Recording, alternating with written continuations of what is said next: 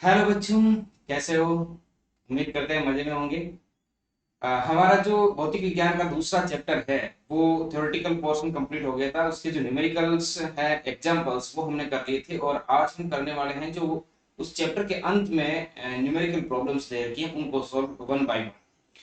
तो अगर आपने चैप्टर का थ्योरेटिकल पोर्शन ढंग से पढ़ लिया है तो आपको ये न्यूमेरिकल प्रॉब्लम्स सॉल्व करने में कोई समस्या नहीं आने वाली है। आप ध्यान से देखें, सोल्व करने की कोशिश कीजिए। वास्तव में अगर आपको ये चीजें समझ में आती है तो ये वास्तव में ही बहुत ज्यादा इंटरेस्टिंग बन जाता है। अन्यथा फिजिक्स समझ में आसानी से आती नहीं है। तो अगर आपने थ्योरेटिकल पोर्शन ढंग से पढ़ लिया है तो ये जो न्यूमेरिकल्स हैं वो बहुत ही इजी हो जाएंगे आपके लिए और आपको इंटरेस्ट भी पैदा हो जाएगा। तो चलिए हम शुरू करते हैं। हमारे प्रथम क्वेश्चन से देखिए, पहला क्वेश्चन आपकी स्क्रीन पर है, इसे ध्यान से देखें।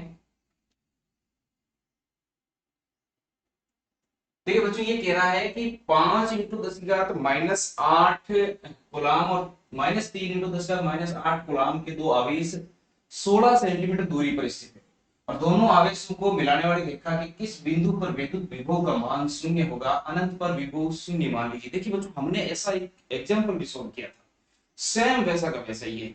ये कह रहा है कि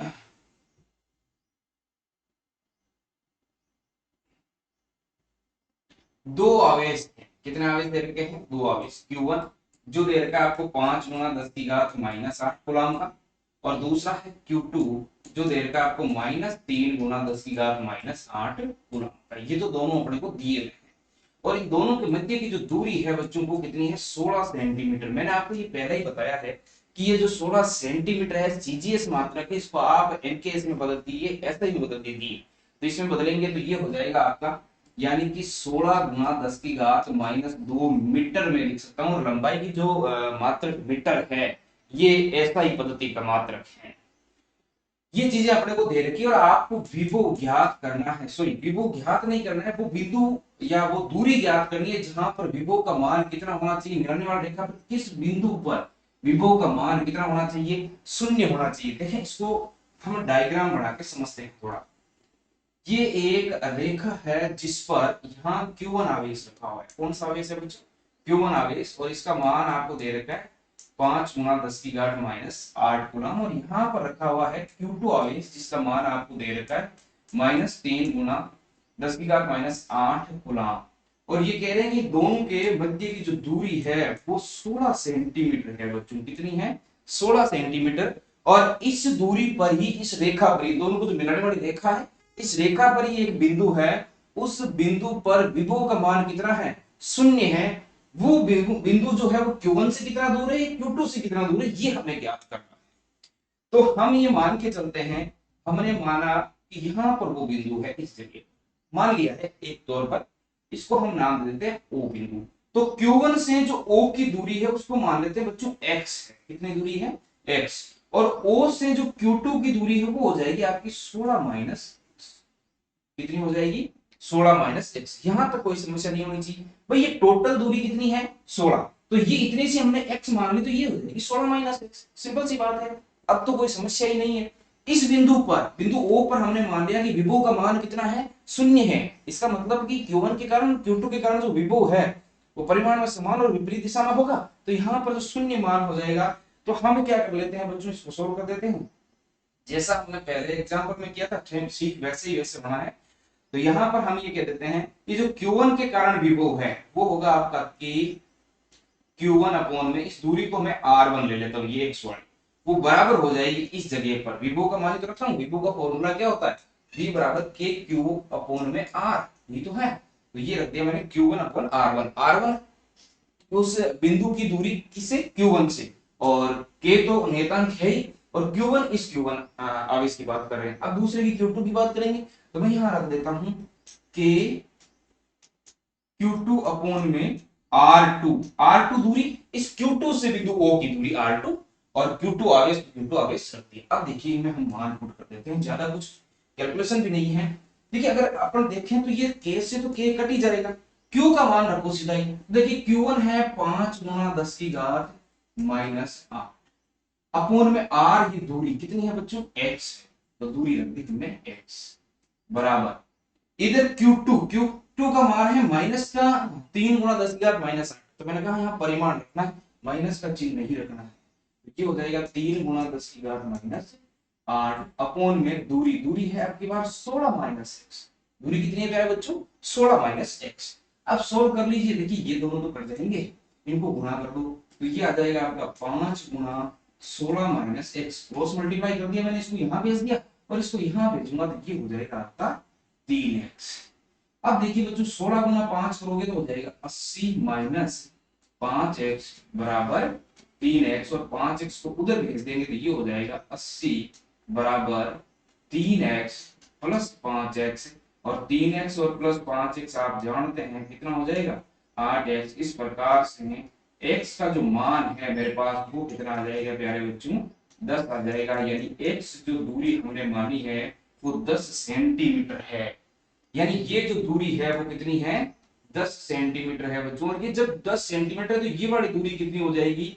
6 सेंटीमीटर। अर्थात हम कह सकते हैं कि जो Q1 और Q2 को मिलाने वाली रेखा है उस पर वह बिंदु जिस पर विभव का मान 0 होगा वो बिंदु Q1 से तो कितना होगा? Q1 से 10 सेंटीमीटर दूर होगा और Q2 से 6 सेंटीमीटर दूर। इतना इजी सा क्वेश्चन था, समझे, सोचे, देखे, सोल्व करने की कोशिश करें। बहुत ही इजी क्वेश्चन था, कोई ज्यादा कंफ्यूजन वाली बात थी नहीं इसमें। चलिए हो गया होगा, दूसरे क्वेश्चन पर चलता हूं। ये दूसरा क्वेश्चन फटाफट देखने देंगे, बहुत इजी क्वेश्चन है, समझने की कोशिश करें।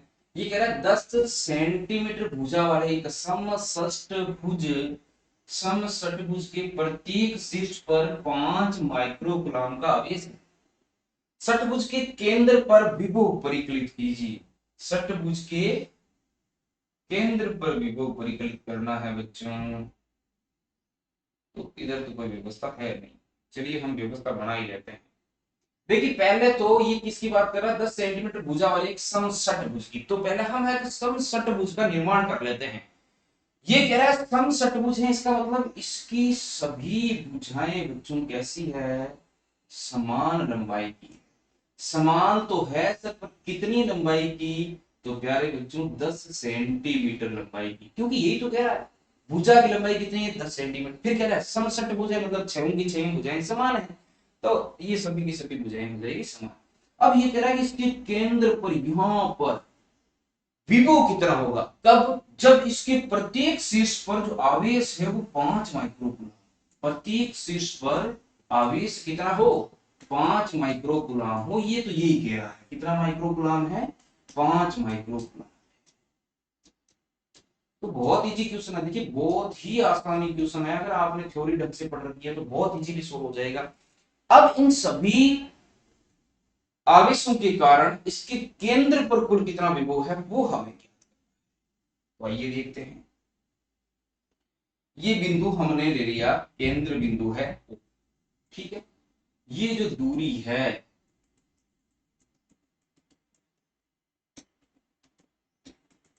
ये सभी, ये दूरियां भी देखिए क्या हो जाएगी? समान हो जाएगी। देखो ये जो त्रिभुज बन रहा है इस 5 माइक्रोकूलम से ओ से 5 माइक्रोकूलम तक, ये एक समबाहु त्रिभुज बन रहा है।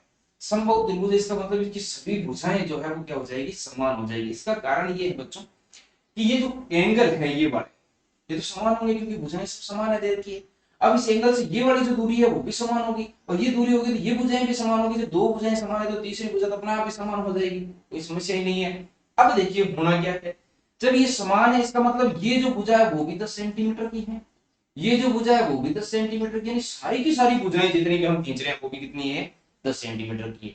अब हम उस सॉल्यूशन तक पहुंच गए कि किसी बिंदु आवेश के कारण r दूरी पर बिंदु P पर विभव की कल्पना कीजिए, विभव को परिकलित कीजिए। तो अब यहां पर हम किसी एक इसको लेके चलो, मान लो इस आवेश की बात कर रहे हैं हम, इस आवेश से r दूरी पर, कितनी दूरी पर? r दूरी, r कितना? 10 सेंटीमीटर दूरी पर। यहां बिंदु O है, इस बिंदु O पर विभव कितना होता है वो ज्ञात कर लेंगे। फिर एक आवेश के कारण ज्ञात करने के बाद 6 शीर्ष है, उन शीर्षों पर जो आवेश पड़े हैं उनके कारण ज्ञात कर लेंगे, 6 से गुणा कर लेंगे, सिंपल सी बात है। देखिए बच्चों विभव का जो फॉर्मूला है वो हमने पढ़ा था, क्या होता है? 1/4 pi epsilon not Q upon में R। आर दूरी पर क्यू आवेश के कारण विभव, ये हमने पढ़ लिया था पहले। यहां पर क्यू दे रखा है आपको, क्यू कितना है, क्यू है 5 माइक्रो कूलम, तो इसको हम ऐसे लिख सकते हैं 5 गुणा 10 की घात माइनस 6 कूलम। और आर आपको दे रखी है कितनी, 10 सेंटीमीटर। सेंटीमीटर को बच्चों किस में कन्वर्ट कर देंगे, मीटर में, तो ये हो गई मीटर। यहां तक तो कोई समस्या होनी ही नहीं चाहिए, बहुत इजी चीजें हैं। अब मैं विभव ज्ञात कर लेता हूं, सिर्फ इसके कारण ज्ञात कर रहा हूं, ध्यान रखें, सिर्फ इस एक 5 माइक्रो कूलम के आवेश के कारण केंद्र पर विभव ज्ञात कर रहा हूं। केंद्र आर दूरी पर बिंदु ओ पर, ये ध्यान रखें। तो यहाँ पर सबसे पहले तो ये 1/4 पाई एप्सिलॉन नॉट के का मान है 9 गुना 10 की घात 9, इसमें तो कोई समस्या है भी नहीं। फिर Q, Q 5 micro coulomb, 5 micro coulomb को मैं 5 गुना माइक्रो का मतलब माइनस 6 रख दिया, अपॉन में आर, आर 10 इंटू 10 की घात माइनस 2, तो 10 इंटू 10 की घात माइनस 2। क्लियर है यहाँ तक? अब सोल्व कर दीजिए, काट दीजिए, पीट दीजिए, जो भी होना है आंसर निकल जाएगा अपना। देखिए क्या हो जाएगा, v बराबर, ये 5 से कट जाएगा 2, सिंपल सी बात है। ये माइनस के 2 है तो ये कट जाएंगे माइनस के 4, तो अब रहेंगे 9/2 गुणा 10 की घात 5, क्योंकि ये माइनस के 4 है और ये प्लस के 5 है, वोल्ट। ठीक है, फिर 9/2 को सोल्व करेंगे तो विभव आ जाएगा आपके पास 4.5 गुणा 10 की घात 5 वोल्ट। अब देखिए प्यारे बच्चों, ये जो मान हमारे पास निकला है, ये तो एक आवेश के कारण निकला है। कौन सा आवेश के कारण, 5 माइक्रो कूलम के किसी एक आवेश के कारण केंद्र पर, या हम कहेंगे 10 सेंटीमीटर दूरी पर बिंदु O पर विभव का मान निकला है। ये केंद्र की बात कहें या इस 10 सेंटीमीटर दूरी पर बिंदु O की बात करें, एक ही बात है। अब हमें सभी 6 आवेशों के कारण चाहिए, तो अब हम लिख देते हैं सभी किनारों पर स्थित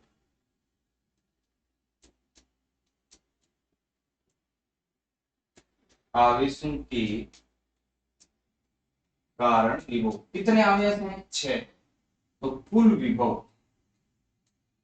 कहां पर, केंद्र, तो कुल विभव हो जाएगा 6 गुना एक आवेश, कौन सा, 5 माइक्रो कूलम, उसके कारण विभव 6 गुना 4.5 गुना 10 की घात 5 वोल्ट।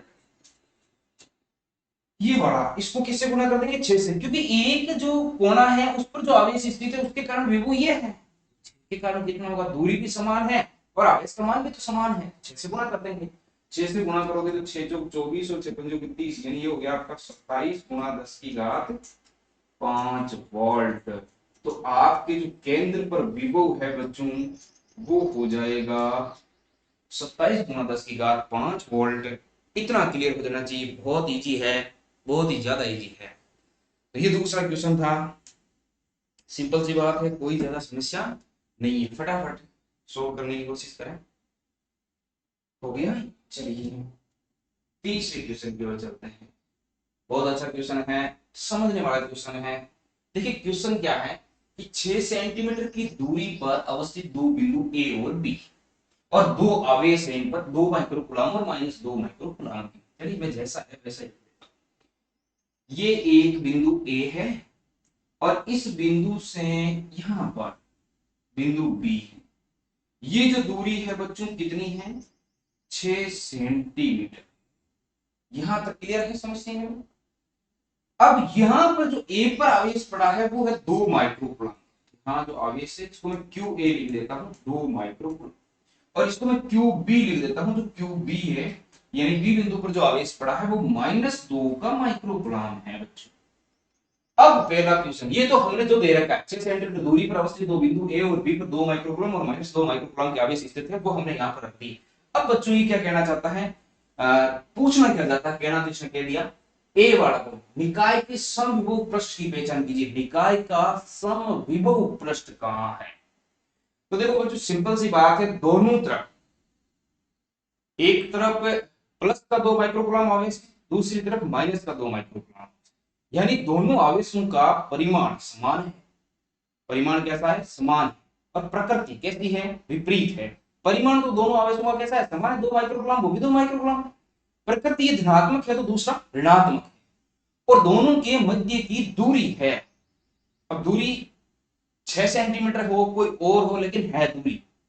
तो हमने एक विद्युत द्विध्रुव नाम का कोई निकाय पढ़ा था, उसमें हमने ये पढ़ा था कि परिमाण में तो समान परंतु प्रकृति में विपरीत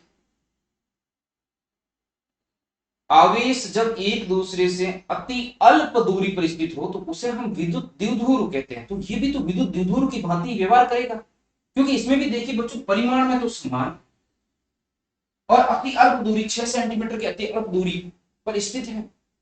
परिमाण में समान, प्रकृति में विपरीत आवेश है, अति अल्प दूरी पर स्थित है, तो ये तो विद्युत द्विध्रुव हो गया। और विद्युत द्विध्रुव पर हमेशा ही ठीक मध्य बिंदु पर समविभव पृष्ठ होता है। कहां पर? ठीक मध्य बिंदु पर। इस पर भी क्या हो जाएगा बच्चों?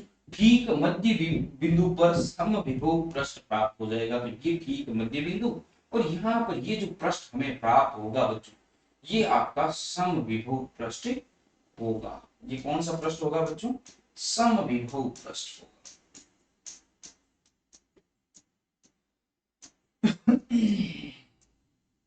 और ये जो दूरी होगी इस बिंदु की वो 3 सेंटीमीटर होगी बच्चों, और ये जो दूरी होगी वो भी कितनी सेंटीमीटर होगी? 3 सेंटीमीटर, क्योंकि इनके ठीक मध्य में जो बिंदु होगा वो समविभव पृष्ठ का निर्माण करेगा।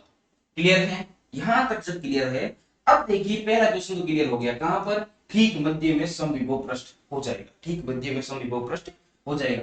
दूसरा कह रहे हैं इस पृष्ठ के प्रत्येक बिंदु पर विद्युत क्षेत्र की दिशा। अब देखिए बच्चों हमने ये पढ़ा था कि जब धनावेश हो तो विद्युत क्षेत्र पृष्ठ के लंबवत बाहर की तरफ, और जब ऋणावेश हो तो विद्युत क्षेत्र पृष्ठ के लंबवत अंदर की तरफ होगा। ये चीजें हमने पढ़ी थी। आइए इसको भी समझ लेते हैं। अब देखिए हमारे पास यहाँ पर दो आवेश है, एक तो धनावेश है जबकि दूसरा ऋणावेश है। तो जो धनावेश है कौन सा है? धनावेश, ये +2 माइक्रोकूलम ये धनावेश है। इसके कारण विद्युत क्षेत्र की तीव्रता इधर ही होगी, मैं इसको E1 नाम दे देता हूं। धनावेश से दूर की ओर, धनावेश से दूर की ओर, जबकि दूसरा ऋणावेश है ऋणावेश की ओर, ऋणावेश की ओर। तो यहाँ पर जो विद्युत क्षेत्र की तीव्रता होगी इसको मैं E2 नाम दे देता हूं, ये ऋणावेश की ओर होगी। अर्थात यहाँ पर जो विद्युत क्षेत्र की दिशा होगी बच्चों, जो विद्युत क्षेत्र की दिशा होगी समविभव पृष्ठ पर प्रत्येक बिंदु पर, वो कहां पर होगी? वो होगी बच्चों धनावेश से ऋणावेश की ओर, धनावेश से ऋणावेश की ओर। तो ये तो बहुत इजी था, समझ में आ जाना चाहिए, समस्या नहीं रहनी चाहिए। समझ रहे हैं फटाफट इसको क्या है?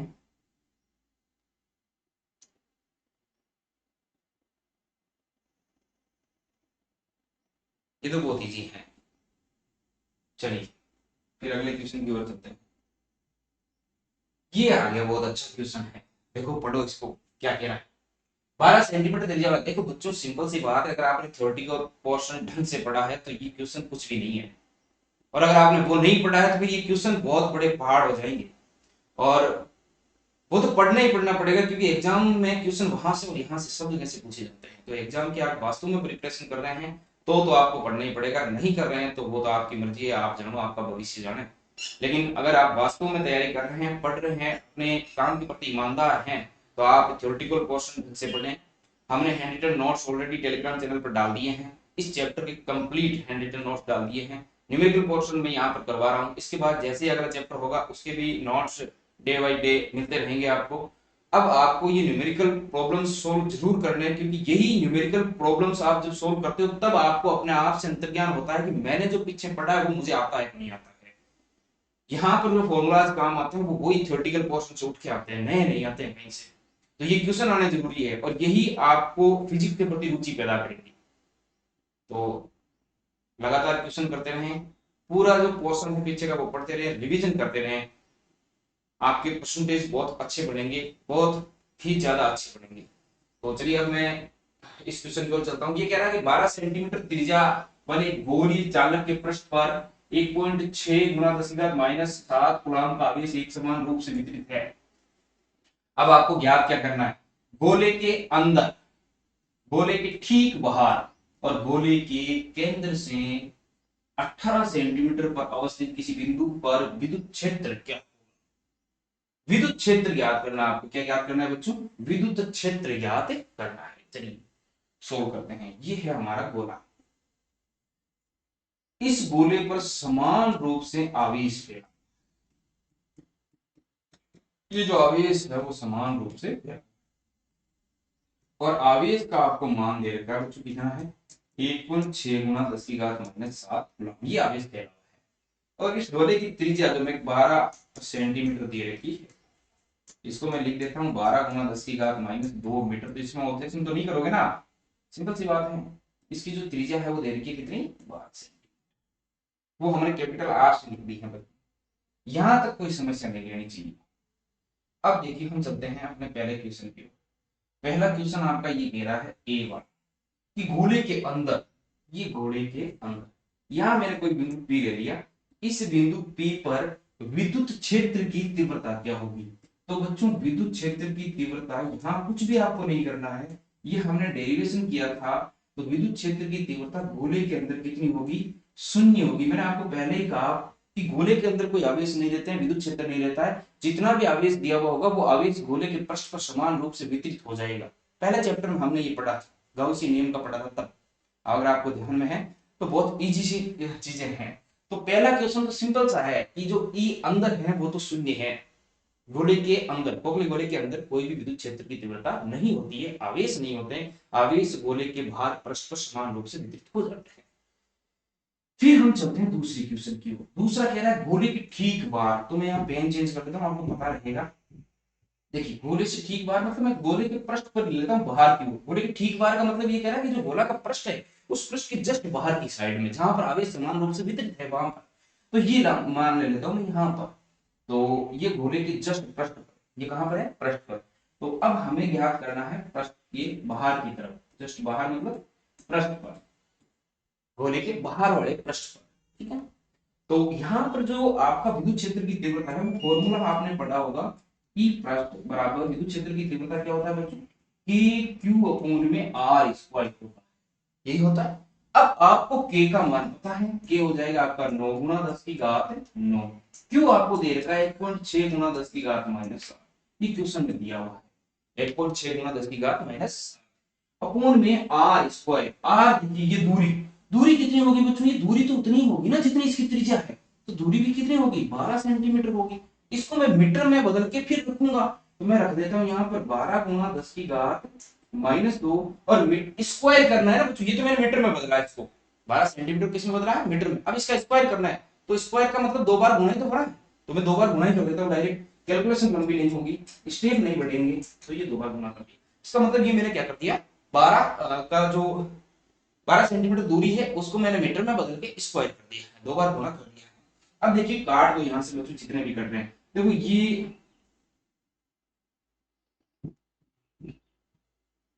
ये माइनस के 4 है, तो ये माइनस के 7 से कटेंगे तो कितने बच जाएंगे, माइनस के 3, ठीक है। 4 माइनस के हैं, माइनस के 7 से माइनस के 3 बचेंगे।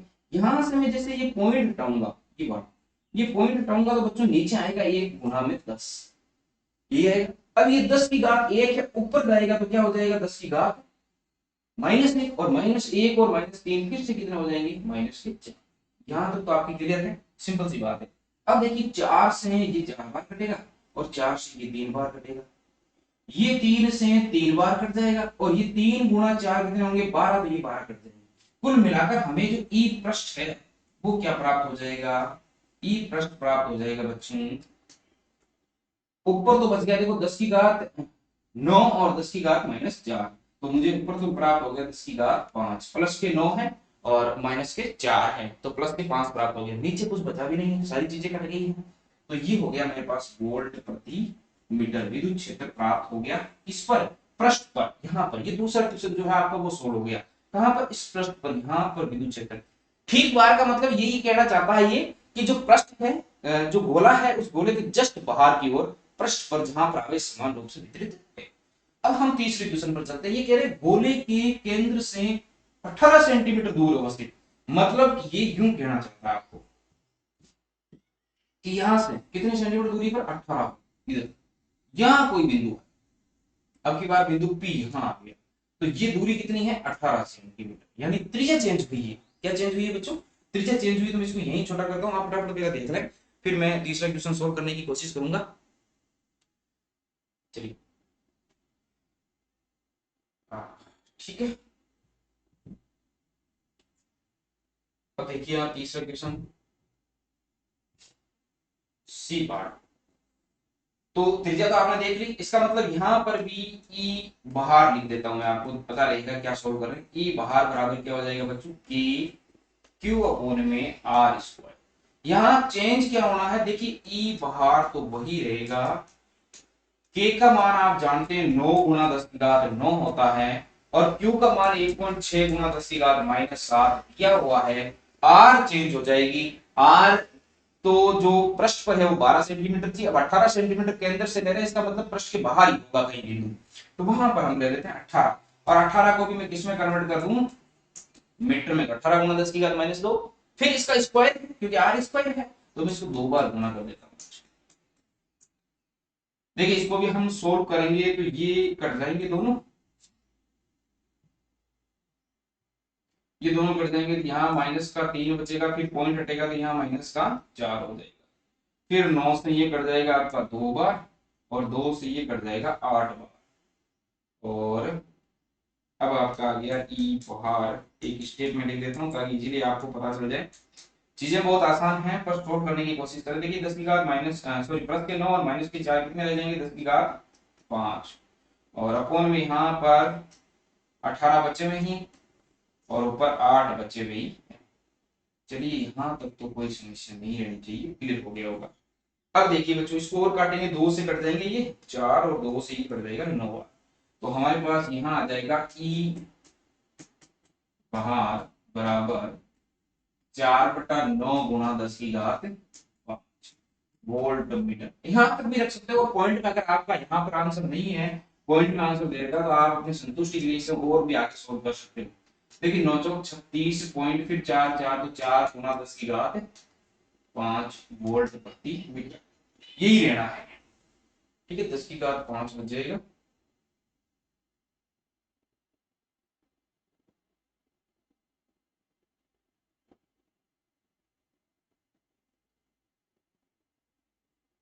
अच्छा, ये दिक्कत होगी थोड़ी सी, देख ध्यान से देखना इसको। यहाँ भाई 10 की घात 5 तो है, 9 का भाग जाएगा नहीं, तो पहले पॉइंट लगाएंगे, फिर 4 4 आएंगे, और इसको और ज्यादा आप सोल्व करके लिखना चाहते हैं तो ऐसे लिख सकते हैं, 4.4 गुणा 10 की घात 4 प्रति मीटर। एक ही बात है, आंसर कोई सा भी लिखें सही है, कोई समस्या नहीं है, कैलकुलेशन का ध्यान रखें, और बहुत इजी है। तो यहाँ तक करें, फिर आगे चलते हैं। ये आपका 2.4 क्वेश्चन हो गया, अब है 2.5 वाला क्वेश्चन। चलिए 2.5 क्वेश्चन संधारित्र उठाया गया है। संधारित्र में कह रहा है कि समांतर पट्टिका, संधारित्र जिसकी पट्टिकाओं के बीच वायु है, पट्टिकाओं के बीच क्या है, वायु है, धारिता 8 पिको फेरड है। धारिता दे रखी है आपको बच्चों सी, कितनी, 8 पिको फेरड। ठीक है, आप 8 पिको फेरड भी रख सकते हैं, और पिको को कन्वर्ट भी कर सकते हैं, 8 × 10⁻12 फेरड। यदि पट्टिकाओं के बीच की दूरी को आधा कर दिया जाए, पट्टिकाओं के बीच की जो भी दूरी है उसको क्या कर दिया बच्चों, आधा कर दिया जाए। पट्टिकाओं के बीच की जो भी दूरी है उसको क्या कर दिया जाए, आधा कर दिया जाए, तो इनके मध्य के स्थान में 6 पैराविद्युतांक का एक पदार्थ भर दिया जाए, तो इसकी धारिता क्या होगी। अच्छा अच्छा, मान लेते हैं कि जो पहले दूरी है वो डी थी, ये पट्टिकाओं के मध्य की दूरी है बच्चों, और जो पराविद्युतांक है वो तो था ही नहीं क्योंकि वायु थी। अब ये क्या कर रहा है, अब नई स्थिति में अब ये यूं कर रहा है कि ये जो d है आपकी, इस d को ddS कर दिया और इसको आधा कर दिया d बाई। हम जो पराविद्युतांक भरने के बाद पट्टिकाओं के मध्य की दूरी है उसको क्या कर देते हैं, आधा। तो हम इस दूरी को मान लेते हैं कि ddS है, नई दूरी होगी, और उसको हमने क्या कर दिया, आधा कर दिया, d/2 कर दिया। और उसके साथ ये कह रहा है कि पराविद्युतांक, जिसको हम किससे लिखते हैं, एप्सिलॉन r से लिखते हैं, आपके एनसीईआरटी कैसे भी लिखती है इसको, उसका मान कर देते हैं 6 रख देते हैं। बाकी ये तो हम भरी हुई है। अब हमें धारिता ज्ञात करनी है। क्या याद करनी है बच्चों, धारिता ज्ञात करनी है। तो धारिता तो पहले से दी हुई है सर, 8 पिकोफैरेड। बच्चों ये 8 पिकोफैरेड जो दे रखी है ना, ये आपको दे रखी है किसकी, वायु की। किसकी दे रखी है बच्चों, वायु की। अब उनके मध्य में पराविद्युत भर दिया है, माध्यम भर दिया है, तो माध्यम के बाद धारिता क्या होगी, ये माध्यम के बाद वाली धारिता। आइए सॉल्व करते हैं, बहुत इजी क्वेश्चन है। देखिए बच्चों, हमने धारिता का फॉर्मूला पढ़ा था, C बराबर एप्सिलॉन नॉट अपॉन में डी। निर्वात में संधारित्र की धारिता, ये क्या है, निर्वात में संधारित्र की धारिता, ये तो किसमें है, निर्वात। अब मुझे माध्यम में चाहिए तो मैं इसको कर दूंगा Cm, ये माध्यम में धारिता होगी।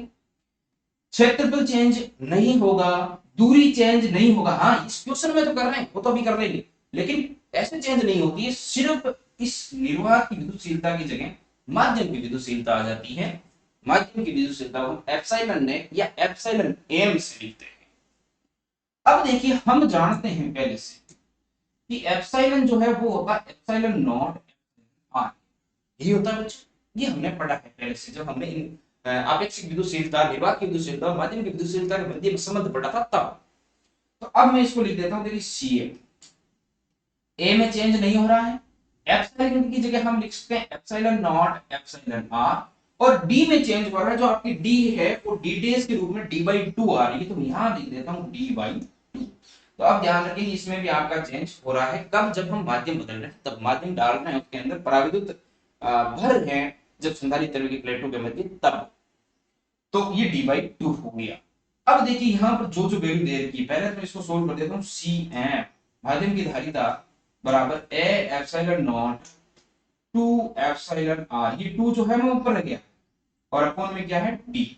अब देखिए ऊपर अलग से इसलिए ले गया कि ये जो है मान, इसका मान तो हमें पहले से पता है, इसका मान तो हमें पहले से पता है। ये क्या है? ए एप्सिलॉन नॉट अपॉन में डी। ये ए एप्सिलॉन नॉट अपॉन में डी तो निर्वात में है। निर्वात का मतलब निर्वात में भी ले सकते हैं, वही में भी ले सकते हैं, एक ही बात है। तो ये तो कितनी दे रखी है आपको? ये दे रखी है 8, फिर मान रख दो। देखो सी एम बराबर आ जाएगा 8 पिको फेराड गुणा, फिर क्या है 2 है, बिल्कुल 2 है जी, ये 2, फिर क्या एप्सिलॉन आर है, तो एप्सिलॉन आर तो प्रायोगिक में कितना है 6, 6 अपने को दिया हुआ है, वो रख दिया हमने। ये देखिए एप्सिलॉन आर का मान दे रखा है। क्लियर है यहाँ तक? अब गुणा कर दीजिए मेरे बच्चों, क्या हो जाना है, माध्यम की धारिता बराबर 12 इंटू 6 96 पिको फेराड, ये हमारे पास माध्यम की धारिता आ जाएगी। तो क्वेश्चन बहुत इजी थे, समझ में आ गए होंगे आसानी से, कोई समस्या नहीं रहनी चाहिए। अगली क्लास में आगे के जो क्वेश्चन बच्चे हैं वो लेके आएंगे, तब तक इनको सोल्व करते रहें, समझते रहें। आज की क्लास के लिए धन्यवाद।